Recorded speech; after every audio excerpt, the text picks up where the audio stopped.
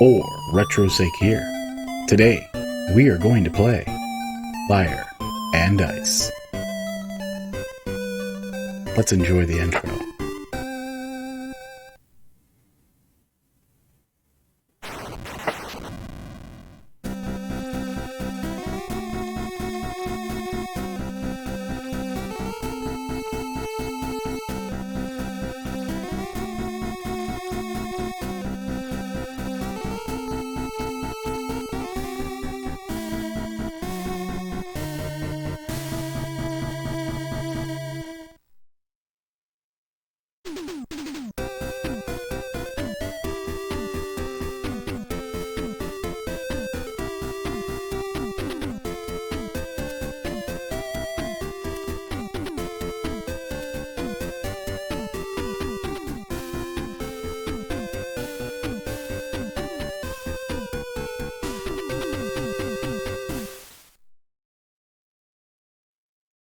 Fire and Ice, made by Tecmo, licensed by Nintendo. We are playing this on an original NES. Alright, so you got some backstory on the game, but how about we break out the manual and we just read a little bit from the manual so we have just a little bit more in-depth knowledge here of Fire and Ice. If you didn't know, Fire and Ice was released in Japan in January of 1992. It was later released in Europe and North America in March of 1993. This puzzle fighter game is one of those games that if you were a master at Tetris, if you were an individual that enjoyed Dr. Mario, if you enjoyed a game called Pipe Maze, if you were an individual that found yourself enjoying the simplest task of solving a puzzle that no one else could solve, Fire and Ice was the game for you. Fire and Ice has a small element of an individual involved on the screen, and all of the rest is puzzle. Figure out the correct way to get through the game, and you can save Cool Mint Island. This is the story from long ago when the powerful wizard Dana was just a beginner. In the sea to the far north, there was a small island made of ice. This island was called Cool Mint Island. On this beautiful little island of ice, there were many winter fairies all living in peace. But one day, the wicked wizard Droodle appeared and let flames loose on the Cool Mint Island. The flames scattered all over the island, and little by little, they began to melt the ice. The little island was in terrible danger. The winter fairies were determined to do something to save their island, but they were not strong enough to face the flames by themselves. The queen of the fairies knew about the danger the winter fairies were facing, so she called forth a wizard to fight against the flames, let loose by Droodle. The one chosen by the queen of the fairies to defend the island was Dana. This was a tremendous surprise to everybody. Dana was still just an apprentice and had very little magic power of his own.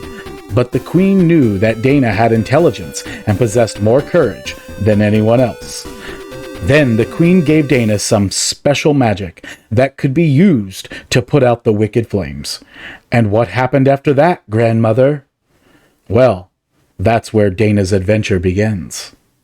So, the story is being told by a grandmother to younger children of the sort. Here is a picture from the manual. Then you get a little bit of information on starting the game and how to continue in the game. One of the most upsetting parts about this particular game is that if you were to get too far into a spot where you don't know what to do, well, you can go ahead and hit that try again button and start all over. But all of the progress that you've made in that level is wiped back to the beginning. So it can be very frustrating to get so far into the level and then realize that you went one step too far in one direction and you've got to start all over again. It also shows that the basic operations, the object of the game, the items that you will come across, which will be the flame, a jar, a pipe later on in the levels where you traverse through pipes, and then a stone. The stones are the only thing that can go over top of fired jars. Because if the fire hits one of the jars contain oil, and then it catches fire. You get a couple of boss enemies, and then into the gameplay, I can show you that one of the coolest parts of the game is that you can actually make your own levels. So here we have a little bit more introduction to the story. Would you like to hear the story about Dana?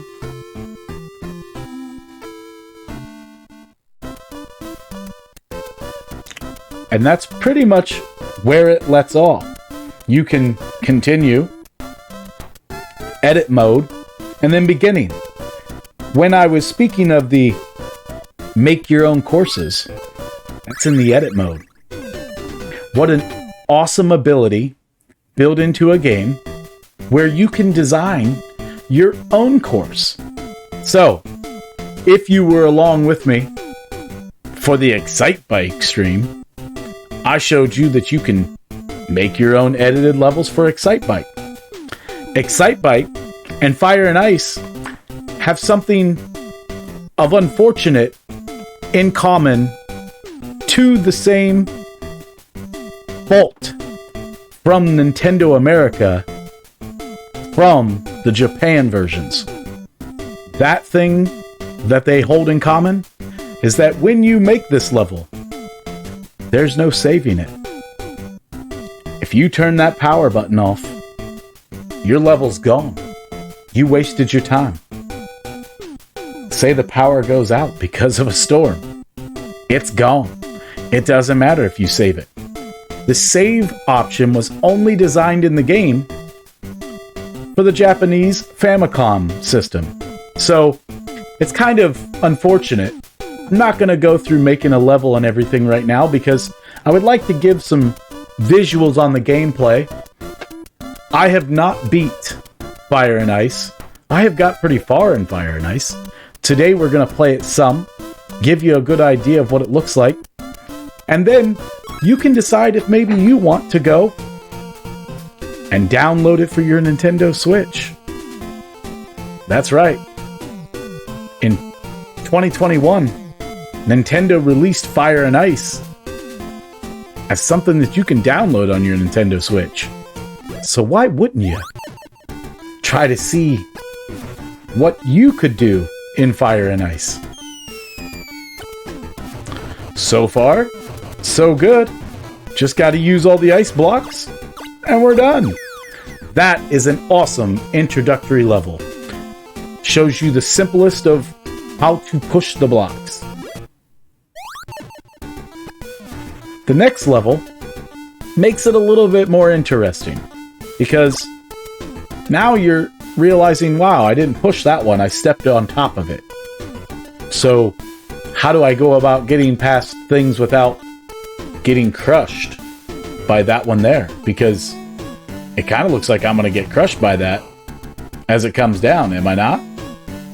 So one of your abilities is to make an ice block, but you can't make the ice block if you're on the lower platform. So what do we do here now? Just step out of the way and let the level go on to level 3, World 1. Taking out these one by one. Now, in Fire and Ice, you have no ability to jump. You've got make ice. I'm going to show you with the both do the same thing. Now you can push pause and try again, like I said.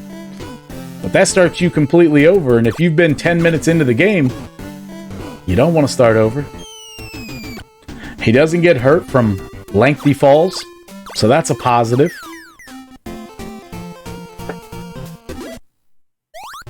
I can say that the very first time that I played this game, I wasn't exactly all that impressed by it, but I definitely had a great time learning how Dana is able to make the ice blocks and go through each level to try to get past the next level. And in this one here, it gives you a good introduction to that, because if you don't have the mindset of, I can make these ice blocks, well then you could sit over there on that ledge for quite a while wondering, what am I supposed to do now? And this one, just get rid of the ice block and that one falls down. On some of the levels, if you create the ice block and you're against a wall, it will adhere to that wall and won't be a free falling block. So like this one, you just make it disappear and then you can get through there. Some of these are simply meant to be knocked down to drop out that particular ice block. And here, we're just going to get rid of the side, and we're going to get rid of all those flames. The game's music is quite fun. Has an upbeat tempo to it. Now, sometimes you'll be in a spot like there where you're like, well, where was I supposed to go back to without staying off of the flame? Because I'm telling you right now, you touch that flame, you're done.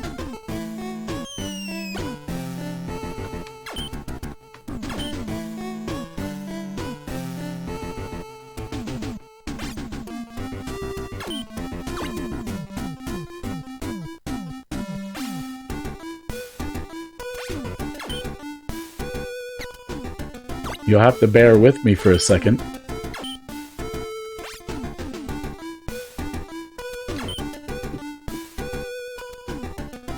As I haven't played this game in a little while, so I know that I'm going to get in situations where I don't know what I'm supposed to do. Aw.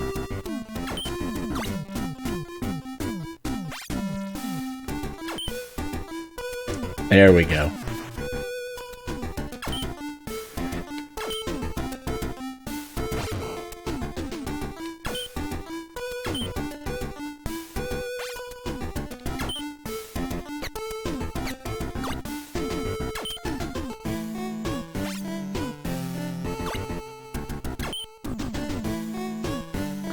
Nah, I feel like I was supposed to build one down there.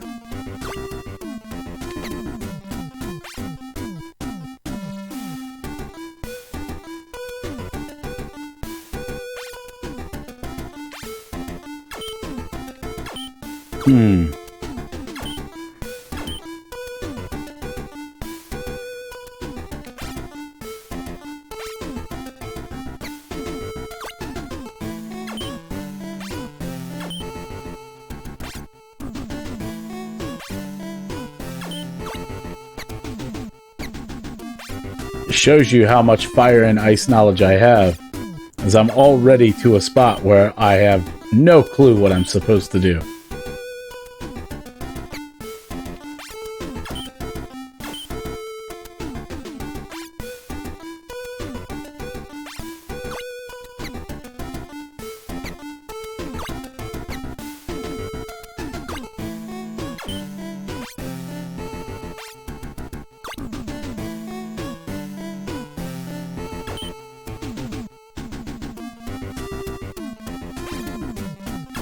Well, not going so well for me right off the bat. I wonder if I was supposed to split some of that block up there. Let's go ahead and try this one over again.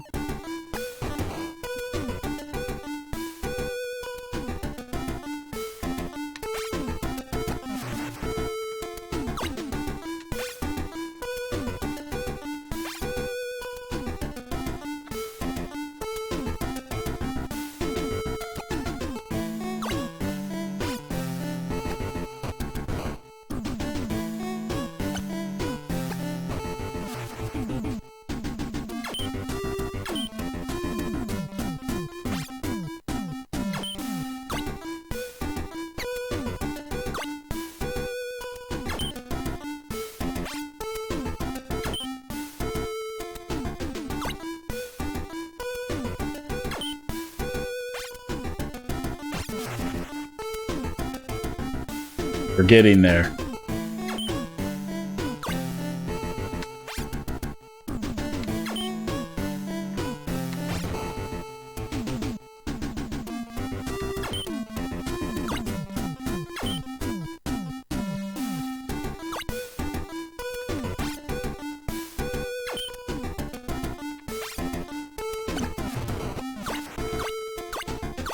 There we go. We did it for retro's sake. Let me just stop for a second and say, if you're new to the channel, thank you so much for stopping by and subscribing. For all of you out there that are new, because Super Crazy sent you over here, my heart goes out to Super Crazy. Thank you so much for all that you've done for me, and having people come over to enjoy some video game fun, minus the snorts, minus the oinks, minus the belittling, berating, talking down, and the tips. Look, we already hit the hat goal, the kimono goal, and the glasses goal before any one of you showed up. It's amazing that someone can play some video games and doesn't require you to pull out your PayPal, your wallet, your Venmo, all of those other options for you to be able to pay. That is not required here at For Retro's Sake. Here we just play some video games. We may be just as bad as the Pig Roach, but we don't make you pay for my bad gameplay. We try to have the most fun that we can without the money being involved. I know, it's a weird concept. Why would somebody ever play a video game and not get paid for it? But here For Retro's Sake, we do things just a little bit different. I mean, for the love of all, I wear a kimono. Now, the kimono is a special treat for those high tips that were made prior to the stream even starting.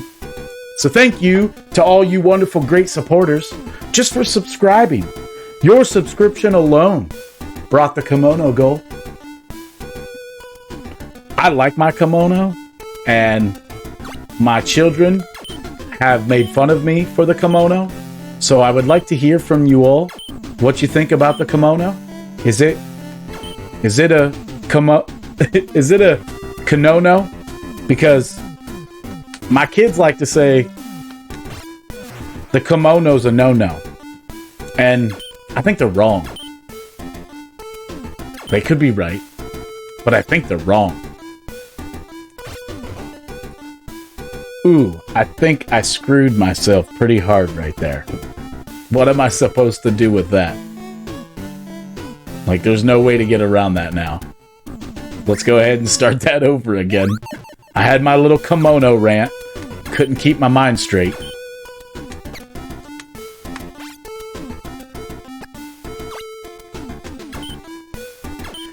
So really, I just did not want to put the ice block up that I did when I went down here. Go ahead and knock that out. Take out that. Yeah! For Retro's Sake.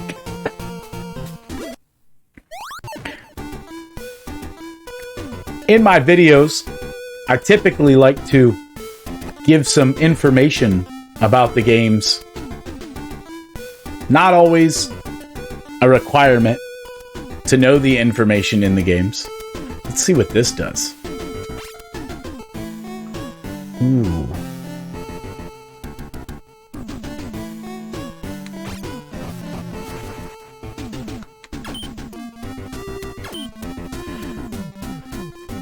Huh. I'm gonna think that I need to go all the way across here. But obviously, when the game is so intense, I have the hardest time being able to concentrate and give you information about this game. And I feel like I'm going to mess this up now, because I don't know how to get that block over there. Unless I was supposed to push it that way, but I don't know where I started. So let's start this one over again real quick and see. Huh. That's interesting to me. Unless I go up over top of it and make more ice, then knock this one over there. We're thinking it through now. We're getting a little too smart for ourselves here for retro's sake.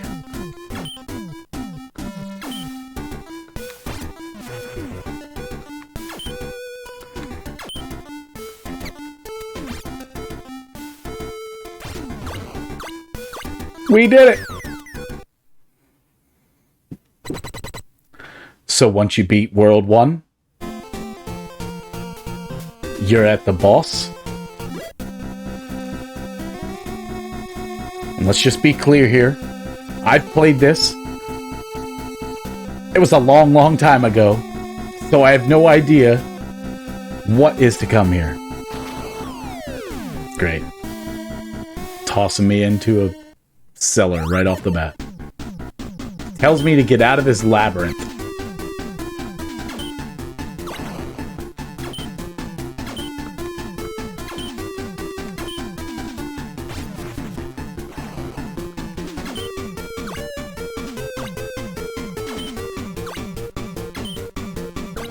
I don't remember ever playing this. So I'm just completely guessing.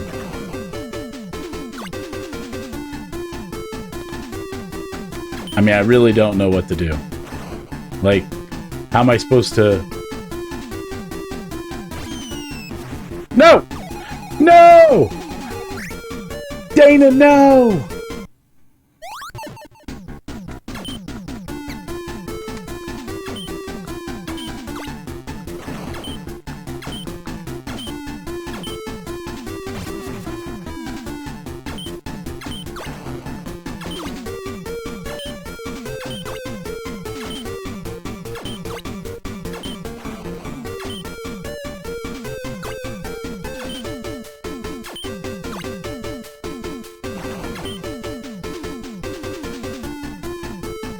Oh.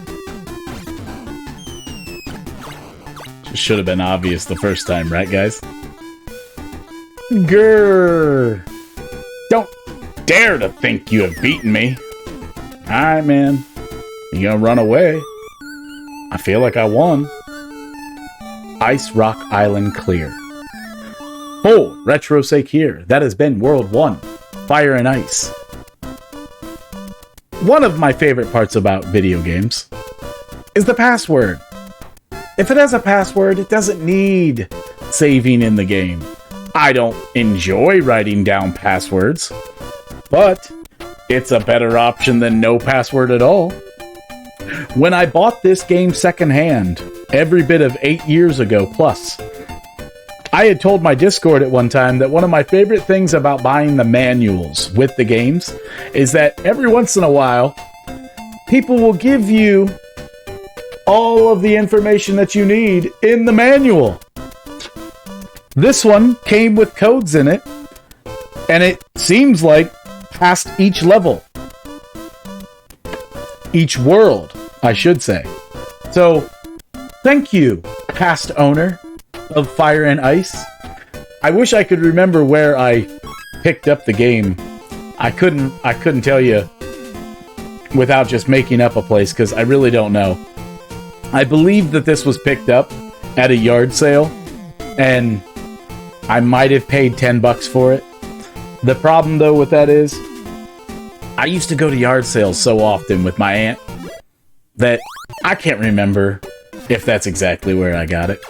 It sounds about right.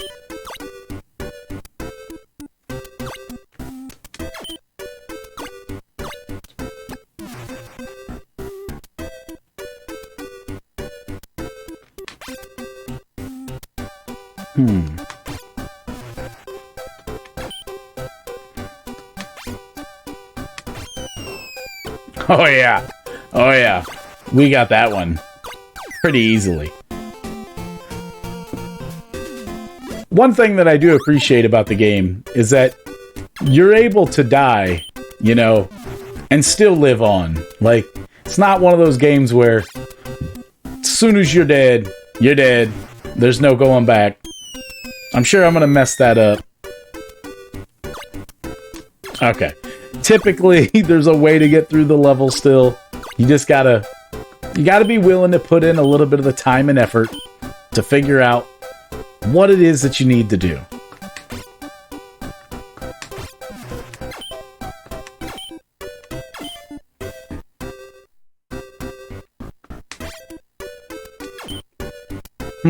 Maybe up here?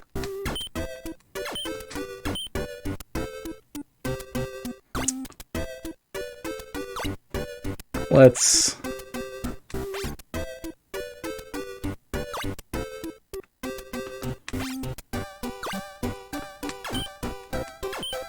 I'm sure I'm doing this wrong.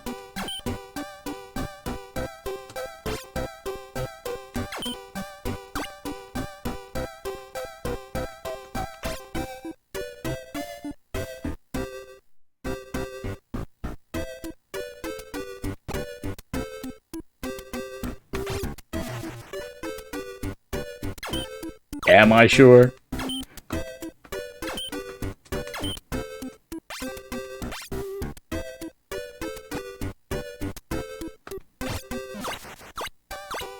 Sometimes you overthink it just a little too much.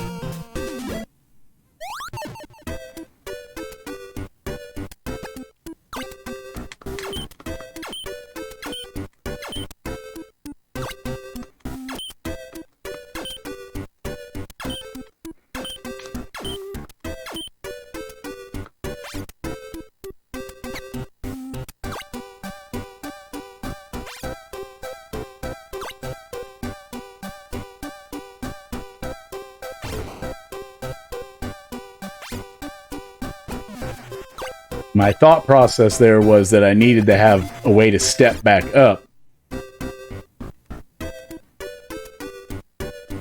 But I also don't know if that meant that I kind of... Okay, never mind.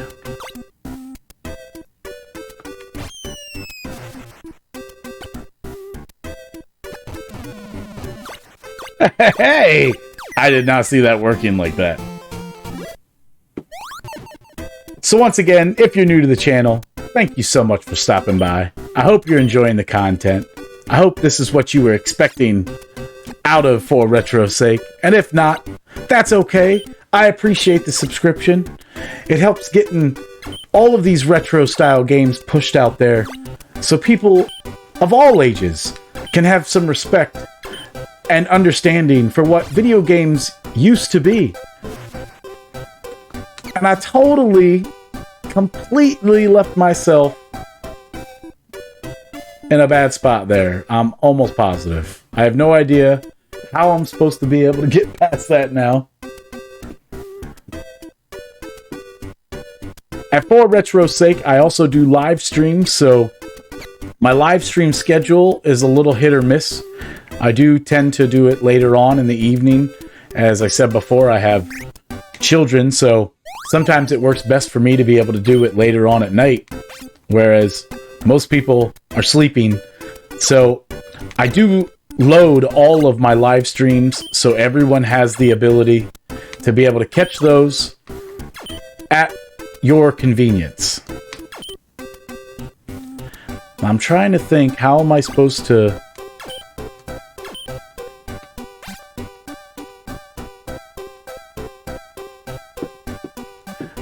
I'm not seeing how I'm supposed to be able to...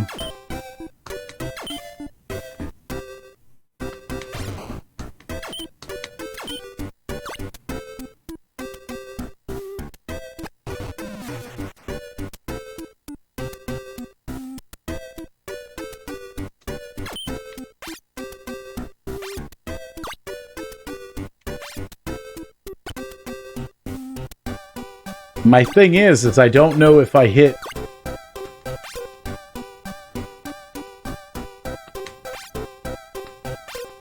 I at least know I can get it now. I was worried that I was going to block myself in there, that I wasn't able to get back out of there. I hope this has given you a good idea of what the game is. I hope that you go and pick up the game. If you have an NES, As I play all of these on an original NES, nothing is emulated here for retro's sake.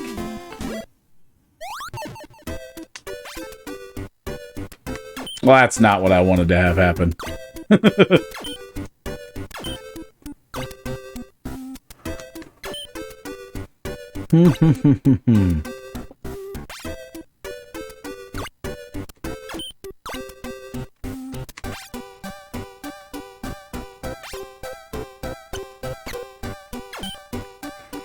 That did not help me. Let's start that over again.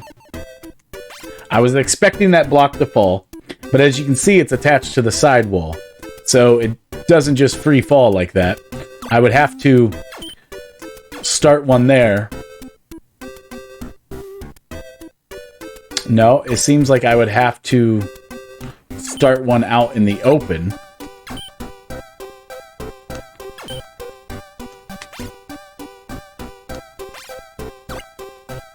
Actually, I am not seeing where I would start the block, where it's not going to adhere to the sidewall automatically.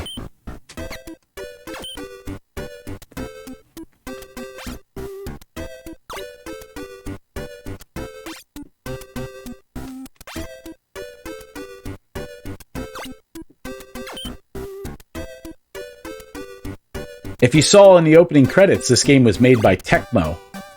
One thing that's really interesting about it being made by Tecmo is that most people would associate Tecmo with sports games, not a puzzle wizard fighting game.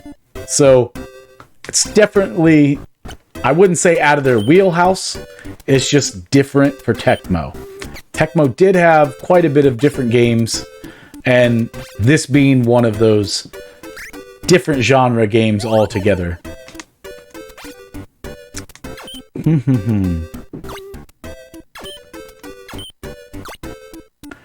We will try this a couple of times, and if I get to a point to where I'm just not figuring it out, we'll have to come back.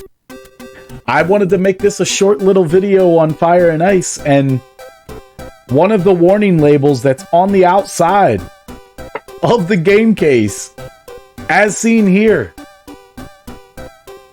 highly addictive. They knew what their game was. They knew what they were doing. They knew that they had something special on their hands here. I really want that to fall. Like, I really desperately want that ice block to fall right there. And it looks like what I need to do is just push this one. So just push it for retro's sake. Don't talk about it. Push it. Push it real good.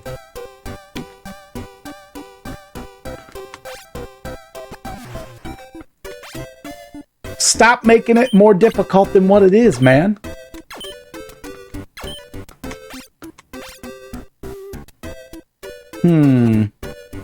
I think we figured it out.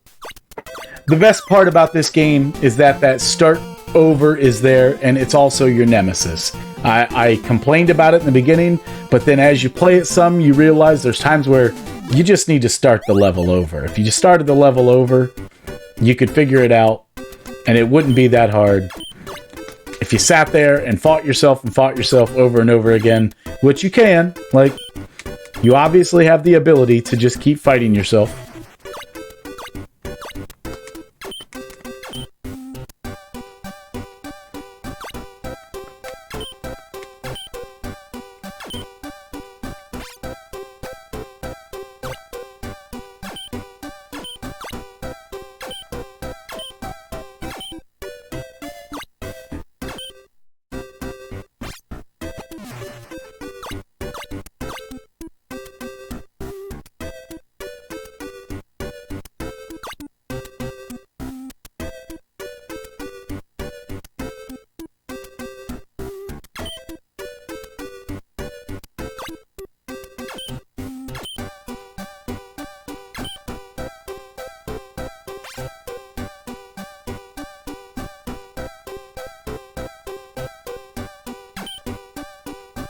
I'm sure there's a faster way to do that one. I obviously wasn't in it for the speed run at the moment. Just a little bit of information, further your knowledge on Fire and Ice. There are 10 worlds, 10 levels in each world. If you beat the game, there's an extra bonus of 50 stages after to go on through. So the game is full of puzzle world, awesome level setup. Once again, if you have the opportunity to pick up the game, I highly advise it. It's a very fun, very addictive game.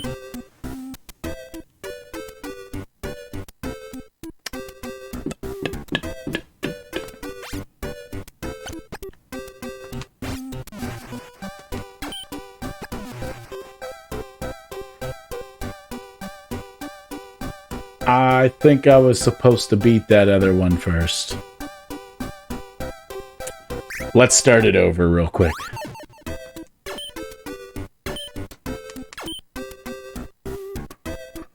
Ah.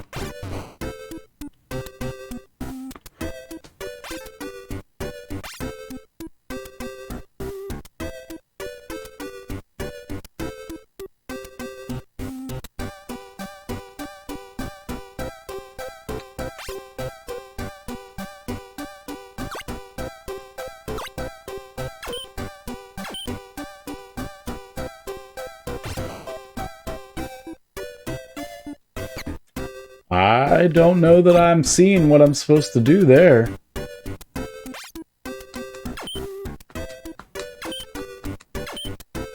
Because I can't walk up to the flame without getting burnt.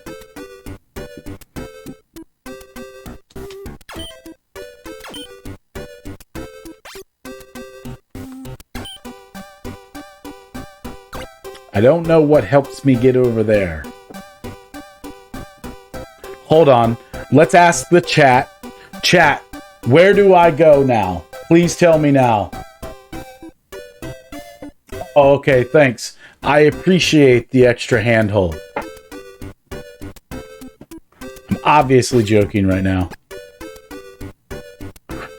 It is quite hilarious that I came to figure it out right after not asking chat suspiciously.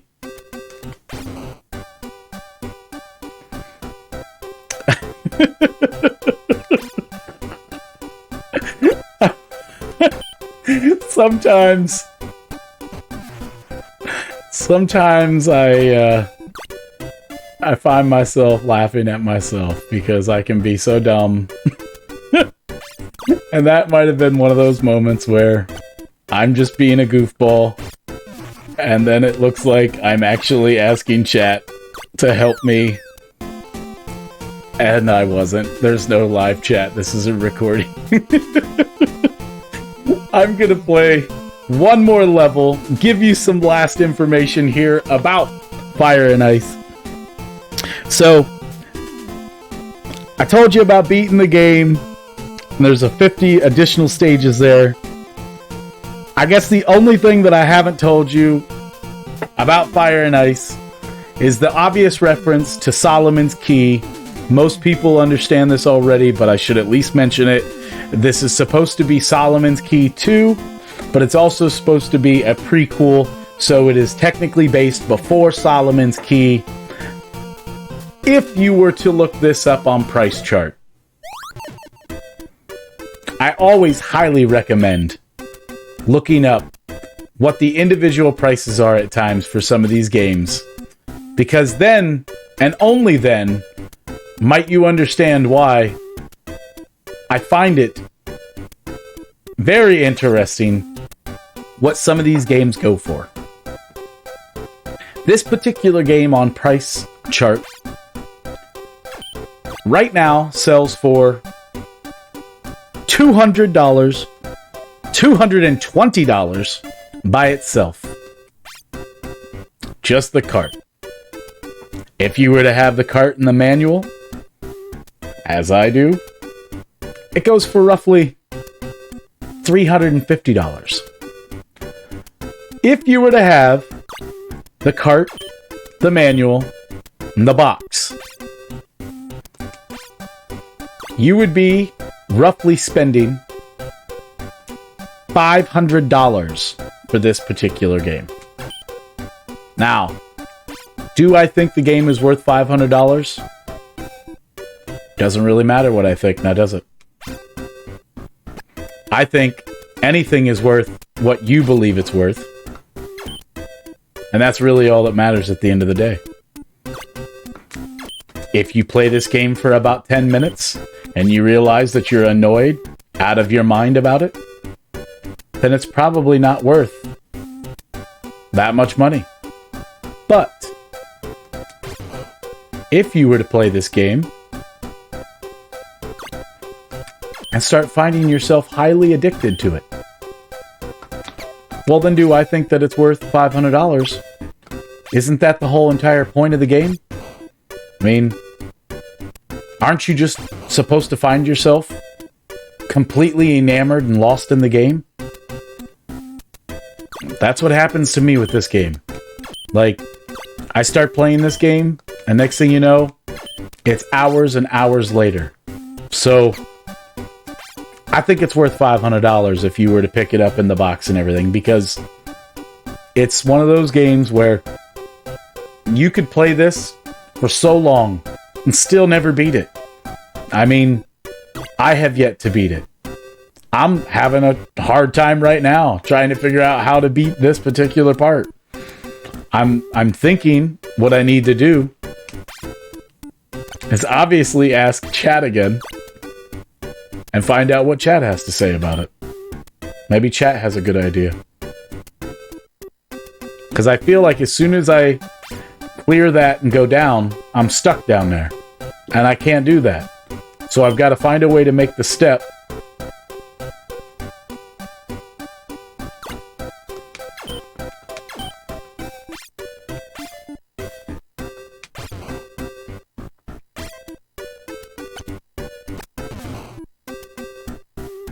That doesn't help me though, because now that's just going to go there. We will try this one more time.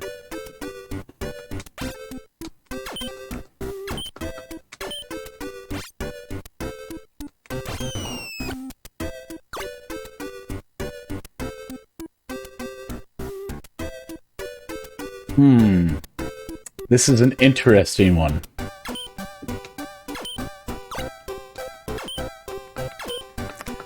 Because what I feel like I need to do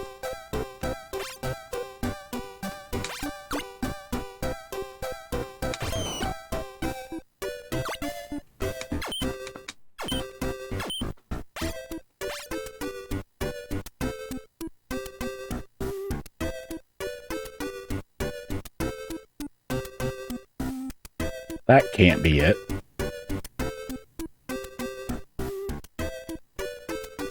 I apologize. I'm dumbfounded on what to do with this level.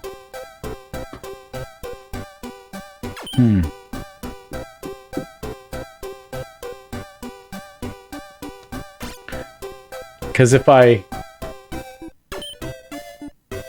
make that a block, I can't do anything to get rid of that. And if I make that a block, it's solid stuck on there.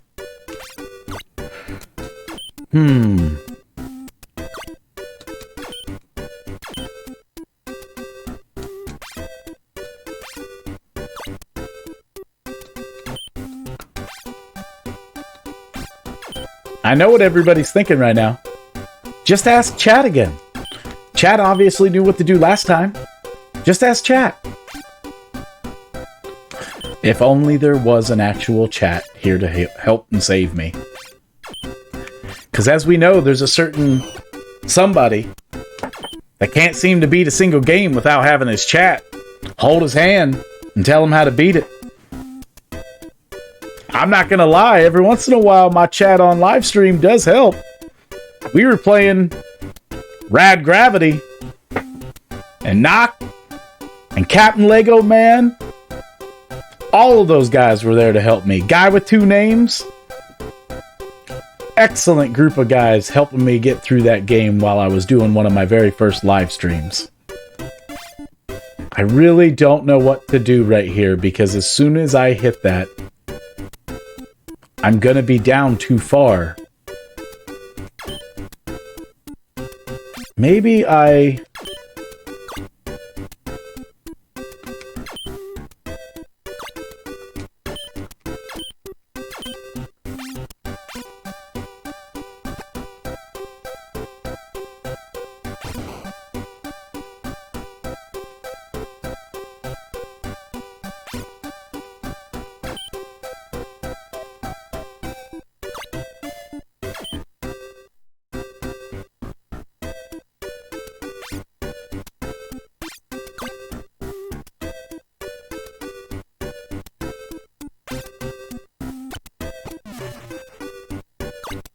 What do you think, chat? Oh, thanks, chat, for helping me out there. I really appreciate it. Without you, this couldn't have been possible. All right, so we beat level 1, 2, 3, 4, 5, 6, 7, 8, 9, 10 in World 1. All of World 2 up to 8. And now we're into World 9. World 2, level 9, that is. I've had a great time. I hope you've had a great time. Go out there and pick yourself up some fire and ice. See if you can make some water with it. Give that piggy a drink. He's getting thirsty. And the gin isn't always going to do it for him, is it? 4. Retro Sake here. Have a great day.